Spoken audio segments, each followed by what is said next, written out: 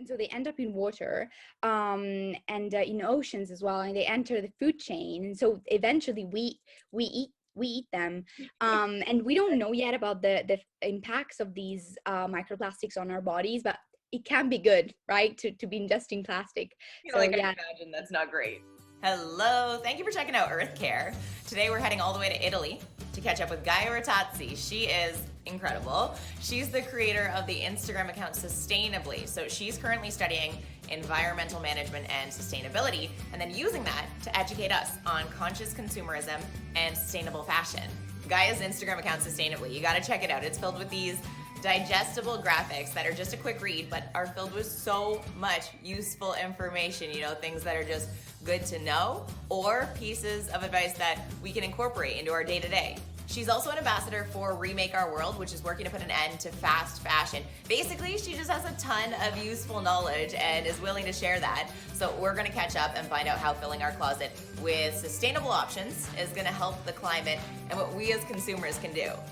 Gaia Ratazzi, it is such a pleasure to meet you, joining us from Italy. Yeah. Where in Italy are you? Milan currently. See, by now I think a lot of us are over these Zoom meetings, but if it wasn't for Zoom, we wouldn't be able to connect. This is so cool. Exactly. Yeah, it's amazing being able to meet people all over the world. I appreciate you for doing this. I appreciate you taking the time. I appreciate your activism. You have such an abundance of knowledge about things that I think we all should know more about, because we're all consumers. We're all shopping. We're all wearing clothes. Like, this affects all of us. So I figured we could start, pardon me, by just like breaking down the difference between what is a sustainable brand and what is a non-sustainable brand. Yeah, absolutely. I mean, the fashion industry is rife with greenwashing, so it's really hard to tell the difference between uh, truly ethical brands and brands that are trying to make a difference and trying to do things in a good way, with brands that are just trying to market profit of the world sustainably. But yeah, I actually made a post about how to tell if a brand is sustainable. So a few tips I have are, first of all, look at their sustainability claims. Do they are they just vague claims, or do they are they based off of facts and figures? And if they're vague claims, that's probably an indicator of the brand not being really sustainable, but just trying to hop on the sustainability trend to attract more customers. Another thing is, um, do they just have one sustainable collection, or is their whole brand sustainable? Because if they have a sustainable collection only, that means that sustainability isn't really a priority. And if they're able to, change their business model and do things differently for that collection, why wouldn't they do it for the whole brand? Yeah. So that raises a question. Are they really truly concerned, or are they just trying to attract people to buy from that specific line? And also, they need to have a holistic approach, meaning that they need to consider sustainability from all viewpoints. So they don't just need to implement sustainable materials. They need to think about the afterlife of their clothes. Where they're going to end up. Are they going to end up as waste? And also, who's making these clothes? Are they garment workers paid a living wage? Are they working in safe conditions? You need to consider all of these things for a brand to be really sustainable. And it is tough as consumers to really choose the right ones when there's so many brands that are now hopping on this sustainability trend. But brands need to be as transparent as possible. So they do need to be honest even about their shortcomings. Even if they're not totally sustainable, they're working on it. They're not 100% sustainable yet, but they're making progress towards it, rather than marketing themselves as the most sustainable brand when in reality they're not really. So it's about, yeah, I guess, looking at these things and also assessing their business model. Like fast fashion is definitely not sustainable. Fast fashion is a business model that's producing as much as possible as fast as possible and as cheap as possible. And so this obviously puts pressure on garment workers, and obviously promotes overconsumption. If there's new items in stores every week, then do we really need those items, and where are they going to end up? So promoting overconsumption cannot be sustainable. So yeah, follow the news. That's one of my tips. Like, stay updated about what brands are doing, and try to spot greenwashing, because there's so much of it everywhere. And I guess something that can help you is certifications. If you look for certifications like Okay. B Corporation and the Blue Sign certification, the Global Organic Textile Standard, there's a lot that can help you.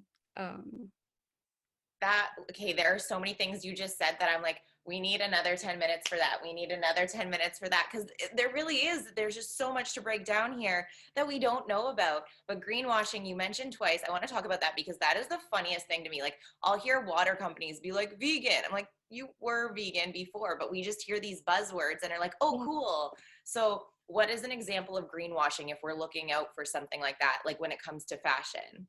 Yeah, exactly. I mean, it's basically when a brand isn't really sustainable, but it's trying to market itself as if it was sustainable. Because it is a work in progress. So obviously, no one is perfect, but there is a difference between admitting, your shortcomings and just portraying yourself as the most sustainable brand ever. Especially because in fashion, it's really hard with the complex, long supply chains.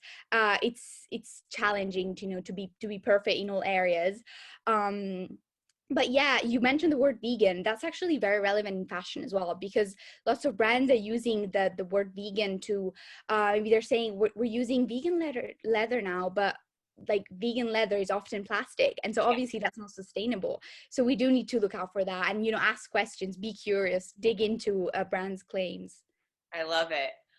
So, how is this beneficial for the environment when we think about shopping sustainably? Oh yeah, I mean, the fashion industry impacts the environment in so many ways. It accounts for, I think, 10% of all water pollution due to dyes. The dyes that are used are often toxic, and they're often just dumped in waterways, because in countries where most clothes are produced, they don't really have the infrastructure to filter these chemicals, and so it not only pollutes the environment, but it also harms people that are relying on these water sources for their drinking water. So that's really bad. And it also uses so much water. I mean, cotton is a great example of a crop that uses so much water, requires so many pesticides. So yeah, there's so many impacts. And if we think about synthetics as well, when we wash clothes, these clothes release tiny microplastics from our washing machines, because they're too small to be filtered, and so they end up in water, and in oceans as well, and they enter the food chain, and so eventually we eat them, and we don't know yet about the impacts of these microplastics on our bodies, but it can be good, right, to be ingesting plastic. You know, So like I yeah. imagine that's not great. Yeah, yeah, exactly. So, and yeah, I mean, there's also fibers like viscose that are leading to deforestation, because they're fibers that are made from wood pulp, and they're then processed with some chemicals that are also toxic, and then turned into fibers. But often the wood that's required to make these fibers comes from endangered forests, and so that obviously isn't good, as deforestation is really what we don't need to combat climate change. So Yeah. there's lots of areas that there's not enough information around these things, and so that's also why I started to get interested in the fashion industry and dig deeper, because I think it is important to know what we're supporting. Oh my gosh. And the way I know you mentioned your Instagram account, and of course, we're going to include it and make sure it's there for everyone to see because the way you talk about stuff is so digestible. Like, it's very overwhelming to read stuff that, first of all, we don't know about, but like the way you put it out there, it's like, okay, I can wrap my head around this and I can work with this. What has helped you? Like, maybe it's a brand that you love, or, an account that you follow. Like, when it comes to shopping for you, What helps you? Yeah, I mean, there's so many organizations that are raising awareness about sustainable fashion and the issues with the fashion industry. So I'm definitely inspired by Fashion Revolution. It's a great nonprofit that's based in the UK, but now has teams all over the world. And it's actually a Fashion Revolution week in April, so soon. Cool. Yeah, they started after the Rana Plaza factory collapse, which was a garment factory in Bangladesh that killed more than 1,000 people, which that wasn't safe to work in, but people were making clothes in that factory, and so many lost their lives. And so they started their activism from that event. And there's also Remake Our World, that's also a great organization, and they also have a brand directory to help you shop better. I love to go for secondhand shopping because it's more affordable, and also it's great because you can be unique with your style. You can find things that nobody else owns, and things that were made in the past are made way better than they are today.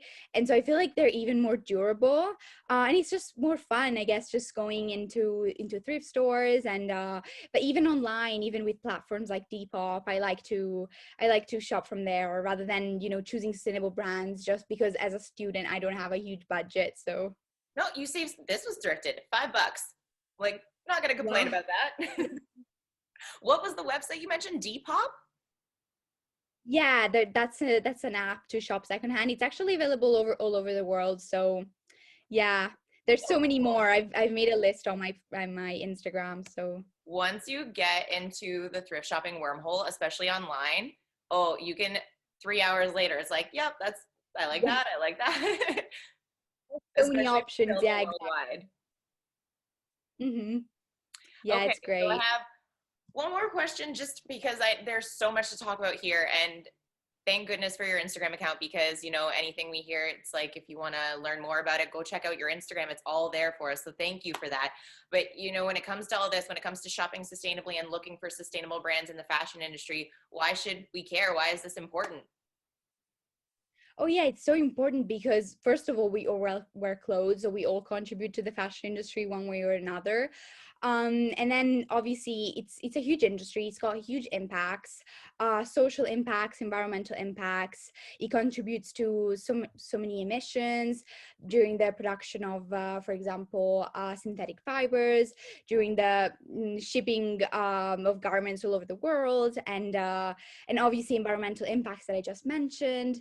There's literally so many impact areas that we don't realize. So it's so important to know and to be informed, I think.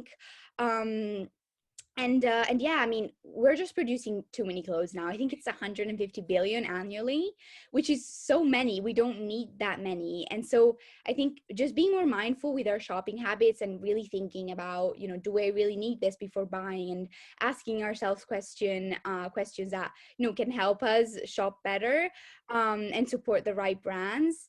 Yeah, I mean, it does take a little bit of time, but I think it is important that those of us who have that privilege, that we do our best to lower impact. And obviously another great thing to do is use social media to contact brands, maybe send them an email, comment on their posts if you want them to see them do something differently, because they care about what their customers think. They do cater to their consumers wants and needs. So it is important to use our voices as well as our spending power, I think.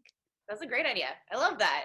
We're on our phones all the time anyway. Might as well just send someone a quick note, and hey, they're trying to make the customer happy. Why not? It was such a pleasure talking to you and meeting you. Thank you for taking some time in Italy to chat and just share your knowledge. And thank you again for all of your activism and educating us. Your Instagram account is so, so helpful. And I know it's like, this is what you're learning about and you're just choosing to share it with us. And that's really important. So thank you.